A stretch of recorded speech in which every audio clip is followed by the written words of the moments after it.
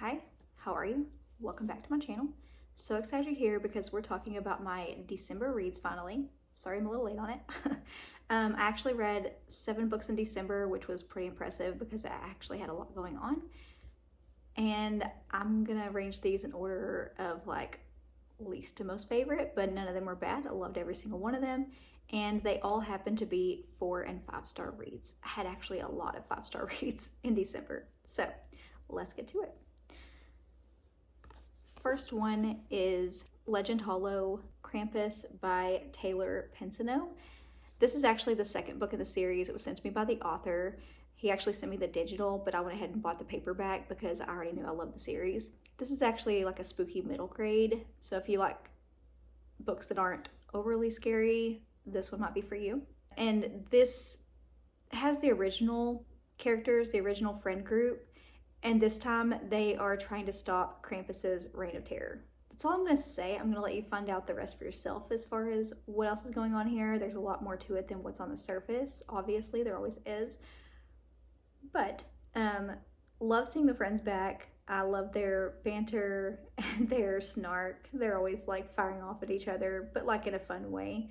And they're just really cute and fun. I love, they definitely take more of a center stage in this one, and they were more of a focus in this one than on the last one. Because I feel like Miss Hopper took a lot of the focus on the last one, which I wasn't complaining about because I absolutely love Miss Hopper. She's just a blast. She's hilarious, she's quirky, she's very eccentric. You do see her in this one as well, you just don't see her as much, and she's kind of more in the background. You have lots of mythical creatures in this one, the perfect New York winter setting, also witchy vibes galore. It's perfect. What I love about this series is that it feels like an adventure, and also it is set in the 80s. So you have the 80s references. It really, to me, it really takes me back to being in elementary school, and I freaking love that. I love the whole vibe of this and just that feeling of nostalgia. Yeah. If you like cozy mysteries, middle grade, light spooky reads, this one may be for you. Really enjoyed it. Next, I read Play Nice by Rachel Harrison. I read this one on Libby through the library, and I've been wanting to read this one so bad. I absolutely love Rachel Harrison, and I had a really good time with this one.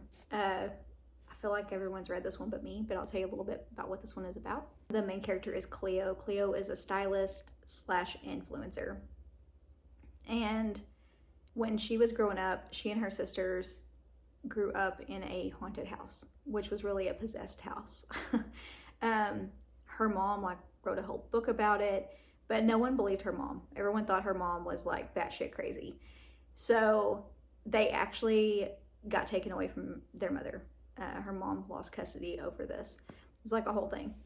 Well, fast forward, now her mom has passed away, and she and her sisters have inherited the house, and her sisters want no part of it. They're like, no, I'm not dealing with this crap.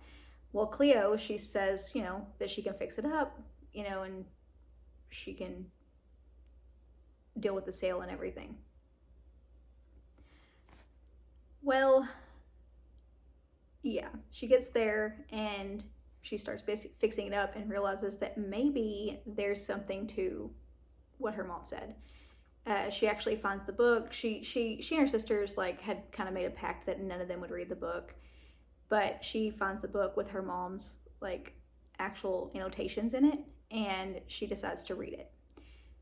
So she's reading her mom's words and the story of the house and what all happened when they were kids, and she's staying in the house and fixing it up at the same time. Yeah, so things go awry, obviously, as you can imagine, and yeah, so you have the complicated family dynamics, you have complicated family relationships, you have that normal human behavior type stuff that Rachel Harrison is known for. And then you also have, that strong female energy that Rachel Harrison is known for. I had an absolute blast with this. It was really fun. None of the characters are particularly likable, but I think that's very much the point. You're not supposed to really like them. Still, they were really fun to follow along with. There's also a love interest. I kind of enjoyed that aspect of it. I kind of liked that I kind of like that segue. And yeah, this was just, it was great. It was a lot of fun. And also it actually got pretty creepy. And, you know, I liked that twist on the haunted house trope. I like the twist on the haunted house trope that Rachel Harrison put into this, and added that family drama and added that little element of, you know, having the book in there and like getting that past of like what all happened and the twists there. You know, of course there were some twists in there. It was really good. Then I read They Both Die at the End by Adam Silvera. This is one that has been on my shelf forever. I actually have the physical copy. I don't know where I put it, but I do have the physical copy. And this is one that's been on my shelf forever, or in my stacks rather. And I finally read it. I really enjoyed it. I gave this one 4 stars as well. So this one, like, you have the title, you know they're both gonna die, so you really don't want to get too attached to them because you know they're not gonna make it, but you can't help to get attached to them. Like, you just can't help it. Both the characters, like, they're complete opposite, and they don't know each other before this. So they both get this call from this company called Comcast, and Comcast is a company who somehow knows you're gonna die. And they have this special ringtone. So when you get the call, you know why they're calling, and you're just hoping that they got the wrong number. But both of these guys, they get the number, they get the call on the same day saying, hey, you're gonna die within the next 24 hours. So yeah, and they're both young, they're both like 17, and they're pretty much complete opposite. You know, one is more cautious and one is more like throw caution to the wind, and they're kind of a great combo together because of that. So both of them are kind of looking to make a new friend at the end for different reasons. I won't tell you why, I won't tell you what all transpires for them to be looking for a new friend at the end, but they both are looking for a new friend. Well, there's an app. So they get on this app that's designed for people who are on their last day to find a new friend, and they find each other. And so they spend their last day together, and they just sort of kind of live it to the fullest. There's more to it than that, but you get to know these characters on their last day together and their last day on Earth at all. And yeah, that's all I'll say about it. I fell in love with the characters, couldn't get enough of them, but you know, you only get so much time with them, and they only get so much time with each other. And yeah, it's kind of gut-wrenching, and it's really good though, and the characters are really well developed. And also you have that, they're so young, and you know, being 17, you're like, I could think of so many other things I would be doing than what they're doing, but that's just part of the age of these guys. But yeah, really enjoyed it. We will get into my 5-star reads now.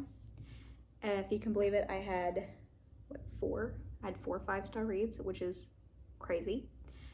Okay, so the first one was Sipsworth, and this one is by Simon Van Booy, and this is one that I didn't really have extremely high hopes for because the concept seemed pretty simple, but it actually blew me away. This is about an elderly woman named Helen, and Helen is like, she's already lost everybody that she loves, and she kind of doesn't have anything else to live for in her eyes. She's like, you know, she's just living out the rest of her days. She wants to die peacefully.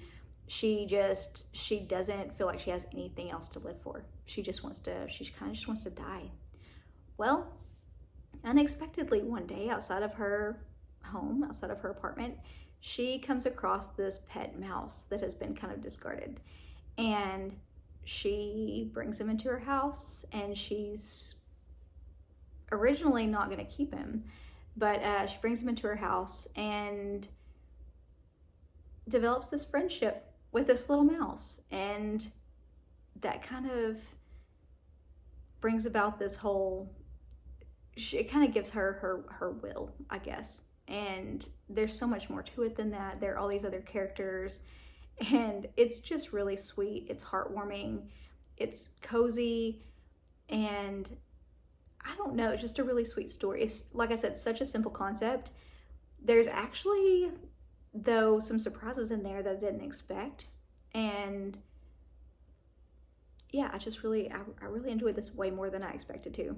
Definitely not anywhere close to horror. This is just a super cozy, wintry read.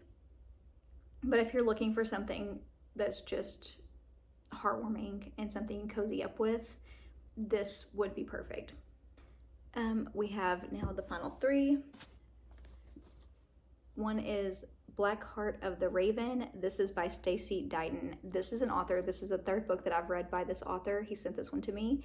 And every book that I've read by him has been 5 stars. I absolutely love his writing. This is actually part of a series, but can be read as a standalone. And I believe this is the final one in the series. So, just so you know. This is a pretty brutal horror crime thriller. I don't want to say a lot, seeing as this is like the last in the series, and I don't want to say too much. Like, if you're going to start at the beginning of the series, I don't want to say anything that's going to give away the first books, so I'm not going to say anything about what it's about. Okay, first of all of the characters are layered. They're really interesting. You especially like you also get multiple POVs, and you even get into the mind of the actual serial killer. The serial killer is known as the Heartbreaker, and you actually get into their mind, you get their POV. It's super fascinating. They have a really unsettling backstory, and what more do you want from a serial killer? It's just perfect. Luke Raven is the one who's handling the case. He's trying to figure out who the serial killer is and the next move and all that, and you get his POV as well, and him trying to work the case. I thought that was really fascinating. I love following that sort of thing. And then especially whenever his path starts to cross that of Caden's, that's when things really started getting interesting to me, is when their paths actually started to intersect. I was so interested. I was so into it. Couldn't put it down. Detective Raven is one of those characters, like, even not having the full backstory, even not having all the books in the series, having read them, I found him easy to connect with, and I found him just super compelling, and I can't wait to go back and read the other books in the series to where I can learn like the full story there and the full backstory. Like, as other books I've read from this author, I'm always wondering like how far this author is going to go, how far he's going to push the limit, how far he's going to go, how far he's going to take it, and I'm never disappointed, and this was no exception. The finale was absolutely epic. It did not disappoint me at all. But yeah, this book all around is just wild, disturbing, it's gruesome, it's gory, and that's everything I want in a horror novel. I freaking loved it. Next up, we have A Wizard's Guide to Defensive Baking by T. Kingfisher. This has been on my shelf forever too. I don't know if you could tell, but I was just in the mood for like just cozy reads this time. Of course, I threw in some horror too, but I needed cozy. I'm going to read you the back. 14-year-old Mona isn't like the wizards charged with defending the city. She can't control lightning or speak to water. Her familiar is a sourdough starter, and her magic only works on bread. She has a comfortable life in her aunt's bakery, making gingerbread men dance. But Mona's life is turned upside down when she finds a dead body on the bakery floor. An assassin is stalking the streets of Mona's city, preying on magic folk, and it appears that Mona is his next target. And in an embattled city, suddenly bereft of wizards, the assassin may be the least of Mona's worries. Y'all, this one is so fun. This was one of the most fun books I've ever read. It was absolutely hysterical.